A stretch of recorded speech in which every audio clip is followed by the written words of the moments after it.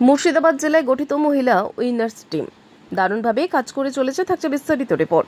চুরি, ছিনতাই, ইফটিজিং, নারী নিরাপত্তা ইত্যাদি রুখতে কলকাতার ধাঁচে মুর্শিদাবাদ জেলায় তৈরি হওয়া মহিলা পুলিশ উইনার্স টিম সাফল্যের সঙ্গে কাজ করে চলেছে। বহরমপুর মহিলা থানা পাশাপাশি জঙ্গিপুর থানার উদ্যোগে তৈরি এই টিমে রয়েছে নারী সুরক্ষা, নারী নিরাপত্তার জন্য মহিলা পুলিশ কর্মী। জেলার বিভিন্ন জনবহুল এলাকা, স্কুল, কলেজ, রাস্তার পার্কে সব উইনার্স টিম কিভাবে সাফল্যের সঙ্গে কাজ করে চলেছে দেখুন সেই ভিডিও চিত্র। সম্প্রতি জেলায় চুরি, ছিনতাই, ইফটিজিং এর মতো ঘটনা বেড়েছে, তাই পথ চলতি মহিলাদের হার, মোবাইল ফোন ছিনতাইয়ের একাধিক ঘটনা ঘটেছে।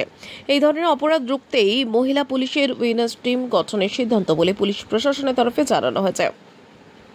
মুর্শিদাবাদ জেলার পুলিশের তরফে জানানো হয়েছে এই হলো উইনার্স।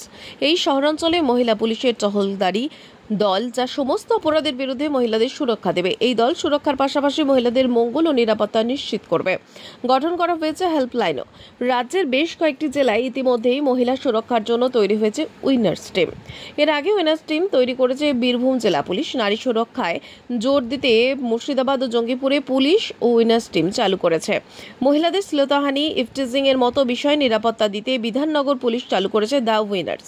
কলকাতা পুলিশ বেশ কয়েক বছর আগে চালু করে উইনার্স টিম।